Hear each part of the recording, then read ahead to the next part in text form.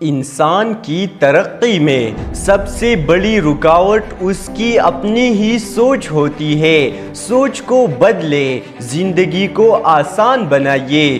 جتنی زیادہ اچھی آپ کی سوچ ہوگی اتنا ہی زیادہ آپ کی زندگی بھی اچھی ہوگی۔ ہمارے ذہن میں پتہ نہیں کیا ماضی کی یادیں، لوگوں کی باتیں، شکوے شکایتیں اور عجیب طرح کا کچرا بھرا ہوتا ہے، جس کی وجہ سے کوئی نئی مثبت سوچ ہمارے دماغ میں آتی ہی نہیں۔ جب بھی کچھ کرنے اور آگے بڑھنے کا سوچتے ہیں تو پچھلے واقعات دوبارہ سے پیچھے دھکیل دیتے ہیں۔